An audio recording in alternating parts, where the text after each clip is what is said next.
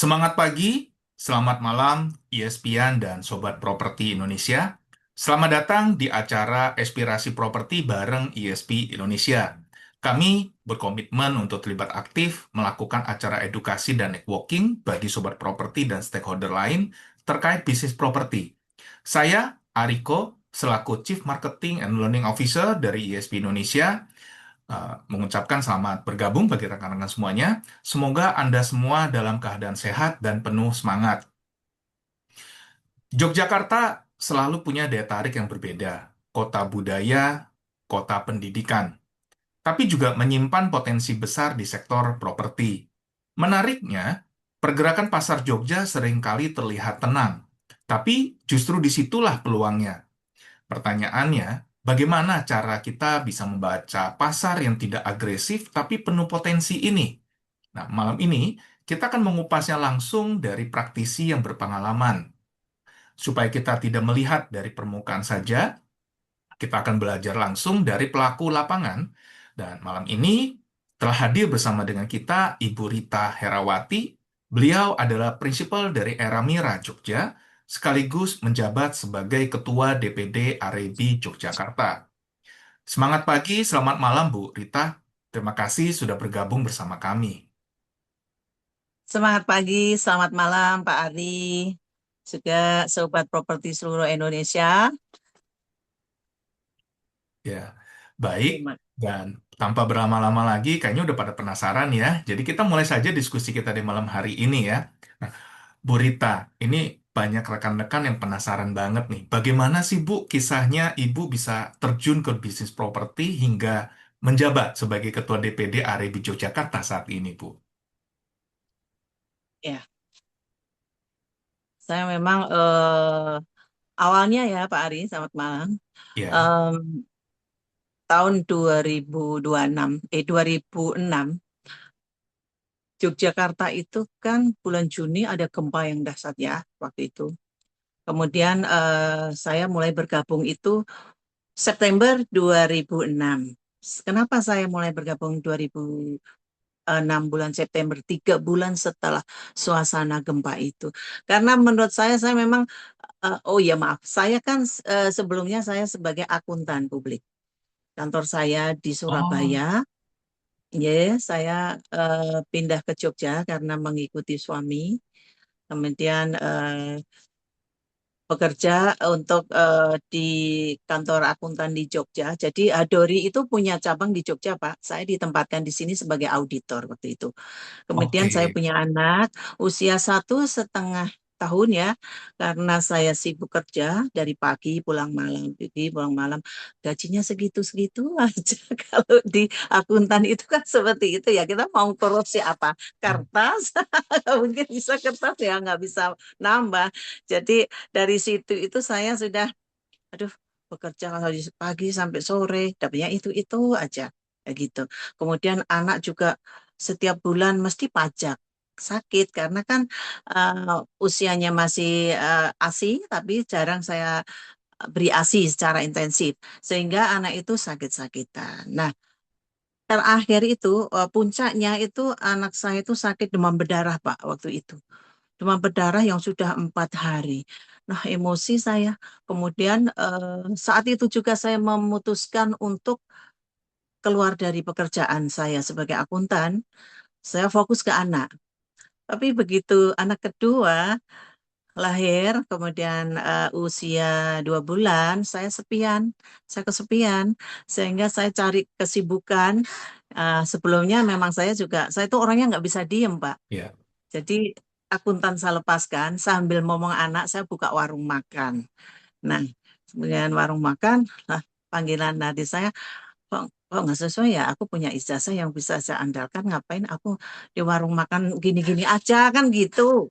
Nah, akhirnya eh, saya gabung di era properti. Pertama itu namanya Era Master, itu franchise-nya punya Era Indonesia. Nah, itu mulai. Jadi di awal September 2006, waktu itu masih hiruk pikuk ambulan lewat di depan rumah. Kebetulan rumah saya itu ya jalannya itu jalan besar. Jadi hiruk pikuk ambulan gitu. Semakin ngeri saya kalau nggak ada kegiatan. Sehingga saya gabung dengan era itu, saya sudah tahu nggak mungkin akan transaksi karena suasana Jogja baru mencekam. Tapi saya bertekad untuk belajar. Jadi saya mencari listing dulu akhir bulan, akhir tahun sekitar Desember akhir 2006 saya dapat listing itu sampai 100 listing. Wah, Tapi saya juga closing. Tapi closing saya cuman sewa 20 juta. Dapatnya cuman 200.000 karena saya ngobrol sama teman. Nah, saya udah di suami saya, ah ngapain kerja kayak gitu nggak dapat wes dinyek gitu. Eh, Suami saya marah-marah gitu. Ya toh, saya tetap semangat dan saya optimis karena saya punya dagangan 100 unit. Saya optimis sekali, betul. Di bulan ke-6, yaitu bulan Maret 2007, saya closing 5 miliar. Saya wah, dapat 60 juta. Jadi itu saya hitung, wah 6 bulan saya dapat 60 juta. Berarti satu bulannya saya 10 juta, kan gitu. Habis itu Pak, saya sangat kesetanan Pak. Kerja terus di properti, akhirnya setiap tahun saya punya dapat ya, penghargaan sejak itu. Saya mesti naik peringkat ikut di NBC di Jakarta itu pasti naik ke award ya.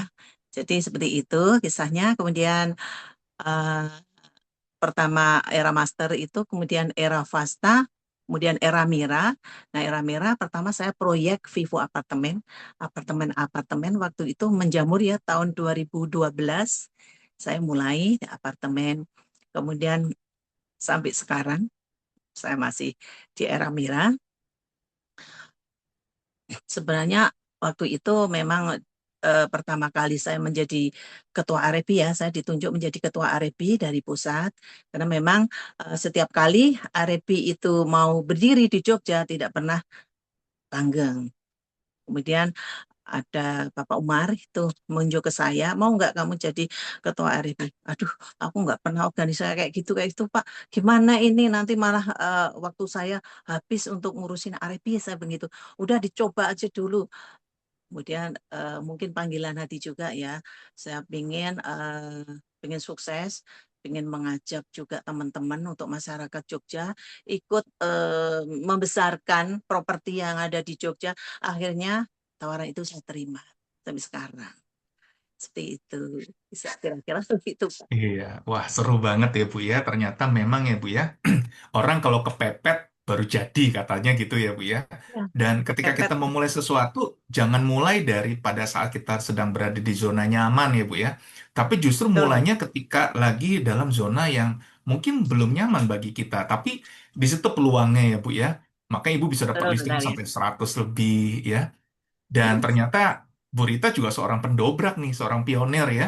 Oleh karena itu di tangan Bu Rita nih, sekarang Arebi terbentuk di DPD bahkan ya, di kota Yogyakarta ya. Oke, nah Bu Rita, sebelum kita bicara tentang peluang atau strategi, kita bisa mulai dari pondasinya dulu nih Bu. Sebenarnya seperti apa karakter pasar properti di Jogja Bu? Apa sih Bu yang membuat pasar properti di Jogja itu unik dibandingkan kota lain Bu? Ya, pasar properti Jogja itu memiliki karakteristik yang unik sekali ya, Pak. Tidak seperti di kota lain, betul apa kata Pak Ari, memang seperti itu. Jadi kenapa dikatakan unik? Ya karena memang kita itu Yogyakarta itu melekat dengan atmosfer pendidikan dan budaya. Satu. Jadi di sini kehadiran kampus seperti kampus UGM, UNY, UPN, Atmajaya dan sebagainya itu mendongkrak permintaan untuk di kawasan tersebut sebagai hunian kos dan sebagainya. Kemudian yang kedua karakteristik merupakan infrastruktur yang sekarang baru terbangun, tol. Jadi Yogyakarta itu kawasan yang merupakan kawasan yang sangat strategis karena mempertemukan antara eh, Solo dengan dengan Semarang. Itu Jogja itu ada di Jawa Tengah bagian selatan. Gitu. Jadi untuk kedua kota tersebut kawasan Jawa Tengah tersebut itu tengah-tengahnya adalah di Jogja. Jadi ini di Jogja itu sangat-sangat strategis untuk eh, akses yang mudah gitu, memudahkan akses Oke, untuk di situ. baik. Jadi Lalu bagaimana Bu karakter buyer di kota Jogja Bu? Apakah banyakkan tipe end user atau investor begitu Bu?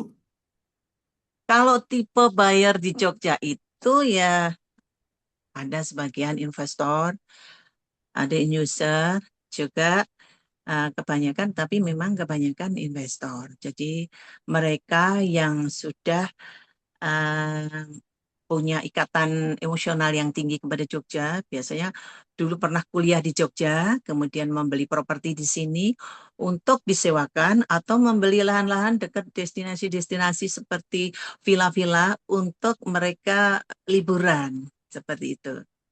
Jadi memang unik ya Pak ya. Jogja itu melekat kota ini kalau anak-anak muda itu menyebutnya Jogja terdiri dari rindu, pulang, dan angkringan. Itu betul sekali. Jadi seperti Cocok itu. banget sama lagunya ya Bu ya. Ah, cocok banget sama lagu, Pak. Oke, jadi memang karena ikatan emosional yang lebih lebih berpengaruh ya Bu ya di situ ya, karena memang kota yang ngangenin nih Bu ya. Ngangenin Oke, sekali. baik. Ini menarik sekali ya. Jadi memang Jogja ini punya ritmenya sendiri ya Bu Rita ya, dan ini tidak bisa Iya. disamakan dengan kota yang lebih agresif seperti Jakarta atau Surabaya atau di Tangerang ya Bu ya. Nah, selain karakter market, Bu, ada satu hal yang sangat khas juga di Jogja, ya. Tentu bukan gudegnya, tapi yang sering jadi pertanyaan bagi investor dari luar daerah, yaitu terkait dengan status tanah, seperti Sultan Ground nih, Bu. Nah, Nah, mungkin Ibu bisa bantu jelaskan secara sederhana, apa sih, Bu, Sultan Ground itu, Bu? nah itu. Saya juga bingung kalau ngelihat suasana seperti itu jadi isu ya, Pak. Jadi sebenarnya Sultan Ground itu maksudnya adalah tanah milik Kesultanan eh ini apa? Kesultanan Yogyakarta Hadiningrat. Jadi seperti itu. Oke, Jadi tanah miliknya Kesultanan. Nah, keberadaan dari Sultan Ground sendiri itu menjadi bukti warisan leluhur dan hubungan erat antara keraton dan masyarakat Yogyakarta. Jadi Sultan Ground itu bukan sekedar kepemilikan tanah, jadi ia merepresentasikan sistem nilai dan kearifan lokal untuk dalam hal identitas budaya Jogja. Seperti itu. oke. Jadi Tapi Sultan Sultan Ground Ground itu ini bisa ditransaksikan juga ya, Bu ya? Sultan Ground bisa ditransaksikan, namun maksudnya begini Pak. Jadi Sultan Ground itu tidak boleh dimiliki. Jadi Oke, menjadi hak milik melekat seperti SHM itu tidak bisa, tapi hanya bisa dipakai. Itu. Jadi memang Sultan Ground sendiri itu adalah memang wewenang penuh dari Kesultanan dan itu mengandung sejarah yang mungkin Bapak dan Ibu sudah mengerti semuanya sejarahnya bagaimana bagaimana gitu. Jadi Sultan itu Pak Sultan itu juga tidak tidak serta-merta begitu. Jadi beliau itu sangat arif. Walaupun itu pengelolaannya itu menjadi kewenangannya keraton dan keberadaannya itu juga untuk kesejahteraannya keraton dan cucu-cucu serta para abdi dalam. Tapi beliau juga eh, memberikan peluang buat umum untuk rumah sakit dan sebagainya untuk dinikmati masyarakat secara umum. Itu sebuah tanggung jawab sosialnya Sri Sultan. Jadi seperti itu, Pak. Jadi kita tidak perlu baik. takut ya. Oke, ya, bagaimana cara broker bisa menjelaskan ini ke klien nih, Bu, supaya apa bahwa tanah ini masih bisa ditransaksikan gitu ya, Bu ya, dan bagaimana supaya bisa menarik minat dari investor nih, Bu, untuk investasinya. Ya, pas. Ya, sudah pastilah ya. Karena buyer harus siapa tadi broker ya, Pak? Broker tidak Betul. perlu takut. Jadi harus bisa mengedukasi kepada klien bahwa kita tidak perlu takut dengan keberadaan Sultan Drone. Karena Sultan Ground sendiri itu bukan momok ya. Jadi bukan hal yang harus ditakuti, tapi harus kita pahami bagaimana cara memperlakukan tanah Sultan Ground. Jadi memang Sultan Ground itu adalah hak kepemilikan, hak pakai ya, hak pakai, atau kalau di Jogja itu nanti legalitasnya namanya itu serat kekancingan. Jadi untuk pertama kali akan diberikan serat kekancingan itu usianya 30 tahun. Kemudian nanti kalau diperpanjang turun 20 tahun. Seperti itu. Jadi di serat kekancingan itu akan mencantumkan usia atau jangka waktu 30 tahun. Kemudian yang mengeluarkan siapa? Bukan BPN ya Pak, yang mengeluarkan adalah Kanjeng Haryo Pangeran dan Datu Dana Sutiasa. Nah, seperti itu namanya itu. Kemudian menunjuk untuk keperuntukannya apa. Nah, itu. Jadi yang harus dipahami adalah bahwa Sultan Ground itu legalitasnya berupa serat kekancingan yang meliputi isinya adalah tiga tadi. Itu satu, tadi udah ditunjuk untuk kepentingan apa? Kepentingan umum, kepentingan UMKM, atau kepentingan rumah tinggal, dan sebagainya. Kemudian yang kedua, siapa yang mengeluarkan? Yang mengeluarkan adalah KHP, Datu Dana Suyasa.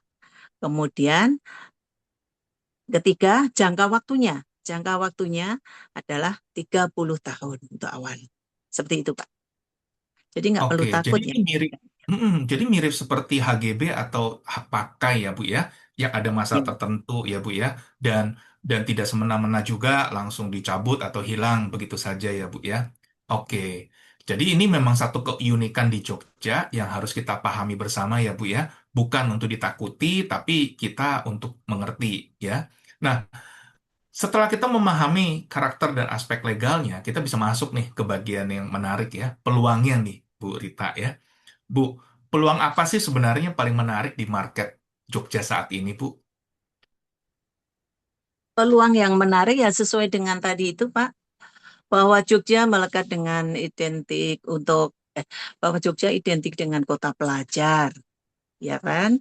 Kemudian kota pariwisata dan infrastruktur yang tadi saya sebutkan, bahwa peluangnya itu ya banyak sekali, Pak. Misalnya kalau kita kota pelajar tumbuh dengan kos-kosan, jadi investor kita giring untuk membeli tanah untuk dibikin kos-kosan atau villa, kemudian eh, sport center dan sebagainya. Kemudian untuk pariwisata, maka semuanya itu akan sangat berprospek sekali untuk kita tawarkan kepada investor. Seperti yang Oh, tadi ya, satu apa mm-mm. tadi, pelajar, Ya, kemudian Jaya ya. pariwisata dan infrastruktur. Nah, infrastruktur Oke, bisa kita tawarkan gudang. Nah, seperti itu baik, kira-kira. baik. Nah, sepengetahuan Ibu pengalaman, apakah ada perubahan tren, Bu, dari perilaku konsumen dalam beberapa tahun terakhir nih, Bu? Kalau perubahan tren untuk tahun-tahun terakhir ini, sepertinya dari generasi anak muda ya, atau Gen Z, itu mereka yang suka ngopi-ngopi itu, suka nongkrong, suka di angkringan, sehingga menjamur sekarang kafe-kafe dengan kafe-kafe yang menyuguhkan dengan ada musik, kemudian pusat-pusat kebugaran, pedal, sekarang lagi menjamur, Pak. Kemudian investor Oh, luar itu juga suka membeli itu homestay atau tanah dibuat homestay untuk disewakan untuk liburan mereka ke Jogja, seperti itu. Tren ya sekarang yang lagi oke itu. oke. Jadi banyak kan investor itu apakah mereka ditawarkannya beli kos-kosan atau homestay yang sudah jadi begitu atau ditawarkannya dari kafling nih, Bu? Dua-duanya. Oh, dua-duanya ya. Ada ya, Bu, ya, Iya, yang menjual kos-kosan atau homestay gitu. Menarik nih jadi ada. ini. Kos-kosan dijual juga ada. Biasanya mereka itu karena sudah capek mengelola atau mau bagi waris gitu. Tapi kebanyakan kalau dijual tanpa ada sebab, nggak mungkin. Karena kos-kosan itu okupansinya bagus sekali sesuai dengan predikat kota Jogja tadi yang dikatakan kota pelajar. Jadi mahasiswa banyak yang datang ke sini, silih berganti. Jadi untuk tingkat hunian kos-kosan itu sangat-sangat wow sekali, Pak. Jadi kalau ditutup eman-eman. Jadi begitu. Oke. Nah, Bu, kalau tidak salah dengar, ada moratorium di Jogja ya, Bu ya, untuk pendirian hotel. Itu masih berlakukah dan apa dampaknya di pasar nih, Bu? Kalau moratorium untuk hotel bintang 4 ya, bintang 3 bintang 4 sepertinya masih moratorium sampai detik ini. Jadi karena adanya izin-izin yang tidak bisa terbit itu, oleh karena itu pasar-pasar untuk apa? Untuk komersial seperti hotel, seperti hotel-hotel yang dijual itu sangat banyak diminati. Jadi misalnya ada hotel mau dijual, dengan hotel dijual, nggak berapa lama udah laku, nanti diganti lagi gitu. Jadi nilainya tidak tidak terkira Pak, karena memang untuk persediaan barangnya yang sudah tidak ada karena moratorium tadi. Oh, jadi dampak moratoriumnya malah baik ya, Bu ya? Malah berdampak ke pasar ya, Bu ya? Jadi Bagus. nggak ada barang stuck gitu ya, Bu ya? Hmm, Nggak ada barang stuck Pak. Cuma oke. masalahnya ya punya uang nggak gitu. Benar-benar. Andai kata punya uang pun, apakah bisa dapat informasi cepat atau tidak ya, Bu ya? Karena jangan-jangan nih Nah, baru dengar, udah laku ternyata hotelnya ya. ya, ya kalau masyarakat mau mendapatkan info yang cepat ya harus klik pada agent, agent yang sudah di member RAB pasti itu dapat karena untuk listing-listing yang besar itu pasti user itu owner itu pasti akan menghubungi agent kantor-kantor agent yang sudah berlisensi yang sudah bernaung di bawah asosiasi real estate yaitu di bawah RAB pasti itu Pak. Oh, wah seru nih. Iya, iya. Mantap ya, Bu ya. Oke, jadi kalau kita lihat peluangnya tetap besar ya, Bu ya. Tapi memang perlu cara untuk membaca lebih dalam ya, Bu ya. Nah, sekarang kalau kita masuk ke sisi yang lebih praktis nih, Bu Rita. Karena kan Mm-mm. kita tahu memahami market saja tidak cukup ya. Jadi menjadi pertanyaan berikutnya itu adalah bagaimana sih cara broker bisa menang di kondisi pasar seperti saat ini ya. Menurut Bu Rita, apa sih Bu tantangan terbesar dalam menjalankan bisnis brokerage di Jogja Bu atau kantor agent properti? Tantangan terbesar buat agent properti itu pasti satu regulasi pertanahan ya Pak, seperti Ya, adanya Sultan Ground, LSD yang ada di Jogja, itu kita harus benar-benar memahami legalitas. Itu satu. Itu kan, itu sebuah tantangan. Kalau broker tradisional mungkin belum sampai ke situ ya. oke. Kemudian perizinan yang ketat. Perizinan yang ketat sesuai dengan Permendak 33 tahun 2025 yang Ya, mewajibkan sertifikasi kompensasi broker dan NIP yang sesuai. Seperti itu. oke. Jadi itu Ini juga memang eh, merupakan tantangan juga kan. ya. Ya. Ini memang satu peningkatan ya Bu ya, karena saat ini pemerintah Indonesia terlihat sangat mendukung ya Bu ya perkembangan dari bisnis broker properti. Walaupun kita saat ini masih tertinggal dari negara lain tetangga kita, mereka sudah berlisensi, kita menuju ke situ. Ya, kita baru sampai di tahap sertifikasi ya Bu ya, tapi cukup untuk apa namanya untuk berdampak ya, gitu. Dan Mm-mm. strategi apa sih Bu yang efektif untuk broker di market seperti Jogja saat ini nih Bu? Strateginya ya sesuai dengan karakteristik tadi Pak. Oke, Jadi memang Jogja itu alon waton kelakon ya. Stabil namun tumbuh. Namun pasti Pak, walaupun walaupun pertumbuhannya stabil tapi itu pasti. Itu Jogja itu. oke. Kemudian konservatif.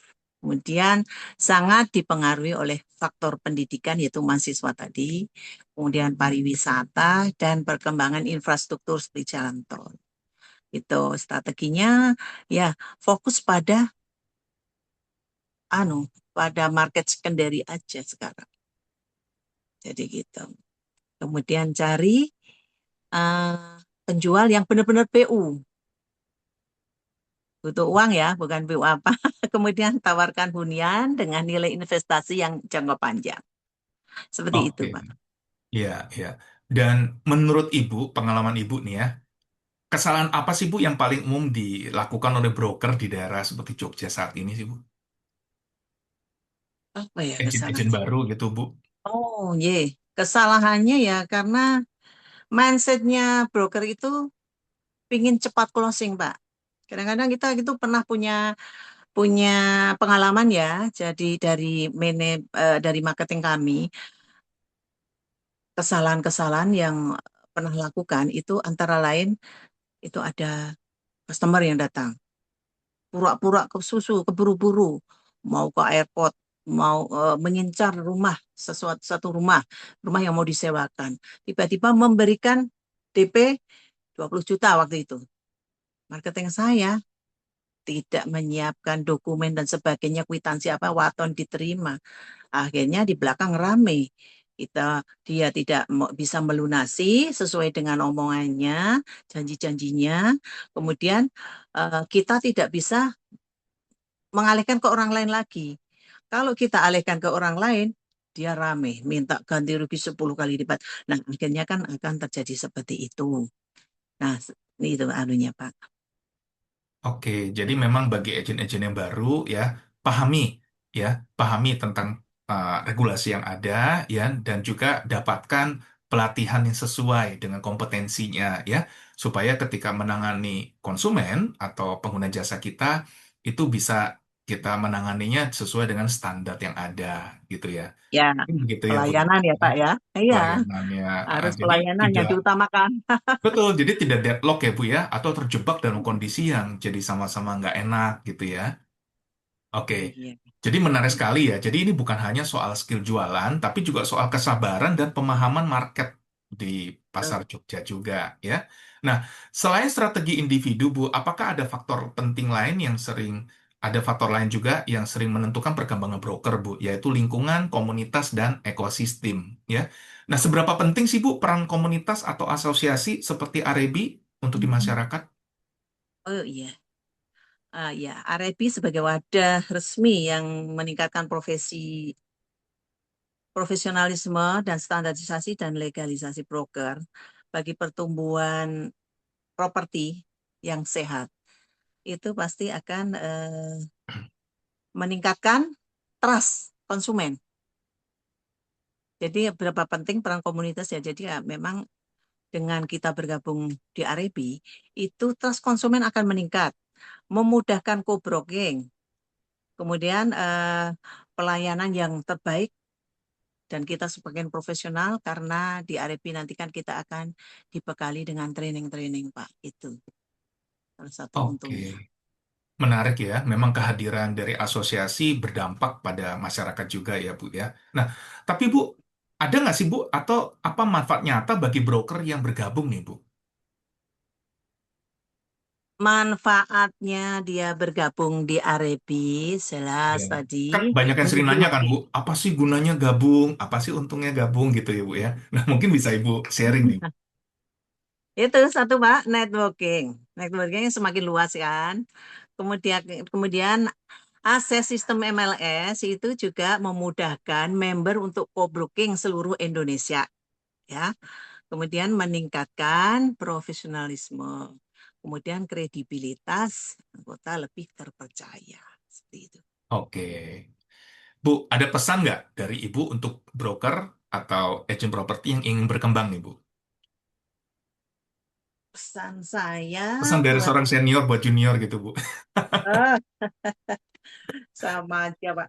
Jadi memang pesan saya adalah mulai sekarang kita harus merubah mindset ya. Jangan hanya memburu closing. Jadi kita utamakan pelayanan kita kepada customer bahwa eh, kita agent profesional. Jadi memang saya harap buat teman-teman sekalian gitu harus ikuti aturan yang sudah ditetapkan. Yaitu mulai dari misalnya dengan customer kita harus mulai listing itu harus di syarat-syarat itu harus dipenuhi seperti dokumen-dokumennya itu. Nah, kemudian pahami karakter dari eh, properti lokal sendiri. Kemudian adopsi untuk teknologi digital. Nah, yang terakhir ini, gunakan medsos dan ciptakan konten-konten yang kreatif. Insya Allah nanti akan berkembang, bertumbuh kembang, dan maju. Oke, Sukses ini kalau menarik, Bu. Arabia. Menarik ya. Ibu bisa bisa kasih masukan, wah gunakan konten-konten. Jadi zaman sekarang broker juga nggak ketinggalan teknologi ya, Bu ya. Bukan sekedar Betul, Pak. ikut-ikutan, tapi memang adaptasi pada teknologi ya, Bu ya. Iya, harus kreatif ya, Pak ya. Oke, iya, iya. Baik. Nah, ini hal yang menarik ya. Jadi kalau kita lihat perjalanan seorang broker itu nggak bisa sendirian ya, Bu ya. Karena perlu lingkungan yang tepat supaya bisa terus berkembang. Oke. Betul. Nggih. Dan kita bisa buka untuk sesi tanya jawab ya. Izin ya Bu ya, kita buka sesi tanya jawab dengan para peserta kita ya. Monggo teman-teman, sobat aspirasi properti ya, Anda bisa ketik di kolom chat ya jika Anda ada pertanyaan atau di kolom Q&A ya, atau bahkan Anda boleh raise hand jika Anda mau langsung bertanya ya atau berbicara. Oke. Nah, Bu Rita, ada pertanyaan dari Raisan. Beliau bertanya, untuk mahasiswa yang mau jadi agen properti di Jogja, nah, apakah ada tempat khusus di mana bisa mendapatkan trainingnya nih, Bu? Oh, untuk mahasiswa yang mau training, join itu harus join ke kantor agent dulu yang sudah di bawah naungan Arebi. Boleh dengan Eramira, saya Eramira, boleh dengan agent yang lain yang sudah tergabung di Arebi. Karena di sana nanti akan diberikan pelatihan-pelatihan. Termasuk Anda sebagai mahasiswa itu memang sudah saatnya untuk belajar. Karena sekarang untuk masalah digital marketing, saya yakin pasti jago. Itu adalah modal utama. Oke, ya. Nah, ini di kolom chat malah ada iklan juga nih jadinya ya dari Parinto. Wah, di Sun juga bisa. Oke. Ya, maksudnya di Mm-mm. Sun bisa itu bisa bergabung belajar ya, bukan di Sun ya. Oke. Isu. Guyonan dikit ya. Oke, terima kasih Pak Rinto ya. Jadi, eh, bagi rekan yang tertarik pada bisnis broker properti, ya, Anda jangan bingung dan juga jangan asal pilih, ya. Jadi, pilihlah kantor agent yang sudah resmi, ya, terutama seperti tadi disampaikan oleh Bu Rita. Akan lebih baik jika Anda memilih kantor agent yang sudah berasosiasi juga, ya, karena dengan berasosiasi artinya sudah memiliki standar yang baik, gitu, ya. Nah, kalau di Jogja Realty dijamin happy katanya. Wah, ini belum ada yang kasih jaminan closing nih ya. Yang satu dijamin soon, yang satu dijamin happy. Happy dulu, Oke, baru closing, Pak. happy dulu baru closing ya. Iya. Oke, Siap. mantap, mantap ya. Silakan kalau ada pertanyaan lagi, teman-teman bisa eh, kirim di kolom chat. Silakan ya. Atau kalau teman-teman mau, saya mau ngomong langsung boleh nggak? Boleh ya, tinggal raise hand saja ya. Nanti kami akan kasih kesempatannya ya. Nah, kalau di luar ada Rinto Harapan, ibu-ibu. Kalau di rumah Rinto Harapan harap cemas. Rintonya harap-harap cemas. Ini puitis sekali nih ya. Harap-harap mengejar closing itu, Pak, jadinya harap-harap cemas. Oke, Mas Pinto ya. baik, baik. Ternyata memang anggota di Jogja rame nih, Bu ya. Ini aja jadi ngangenin nih Lucu-lucu. kayaknya. Ya Pak, jadi marketing kita itu juga santai, nggak terlalu serius. Tapi ya itu tadi sesuai dengan julukan Jogja yang santai itu. Santai tapi pasti gitu. Jadi banyak guyon Pak, jadi nggak tegang. Oke, iya, iya, iya. Dan ini satu masukan juga buat teman-teman semuanya ya. Mm-mm. Oke, ada lagi pertanyaan? Silakan teman-teman jika ada, atau teman-teman mau menyapa atau mau diskusi secara live, Anda bisa raise hand ya. Nanti kita akan kasih kesempatan Anda untuk langsung berbicara. Oke, masih ada lagi monggo ya, karena ini banyak sekali dari teman dari Semarang ya, ada yang dari Bekasi ya, ada yang dari Banten, dari Jogja ya, kemudian ada juga dari Tangerang ya. Ini cukup rame nih teman-teman hari ini ya. Pesertanya cukup rame. Ya, silakan jika mau saling sapa-sapa ya. Yang dari Bekasi mau kenalan dengan yang di Jogja atau di Semarang, monggo ya. Anda bisa share ya kontak Anda supaya Anda bisa co-browsing juga ya. Begitu juga rekan-rekan yang lain, silakan. Oke. Tidak ada pertanyaan lagi? Ya, kayaknya seru ya, Bu ya. Mungkin sudah terjawab semua dari perbincangan kita tadi nih, Bu ya. Oke. Mhm. Nah, jika tidak ada pertanyaan lagi, teman-teman, maka tidak terasa juga kita saat ini sudah sampai di penghujung sesi malam ini, ya. Jadi dari diskusi kita malam ini kita bisa tarik beberapa insight penting yang kita peroleh dari Bu Rita. Jogja adalah market yang unik dengan karakternya tersendiri, ya. Sultan Ground adalah bagian penting yang harus dipahami, ya. Peluang besar bagi yang memahami market. Broker harus adaptif dan strategis. Komunitas dan asosiasi mempercepat growth Anda, ya. Dan ini yang menjadi pengingat bagi kita semua bahwa di industri properti bukan hanya soal cepat, tapi juga soal memahami dan menjalankan dengan tepat.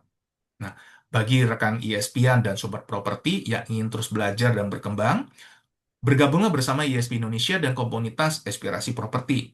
Dan juga Anda bisa menjadi bagian dari asosiasi profesional seperti AREBI untuk bersama meningkatkan standar industri.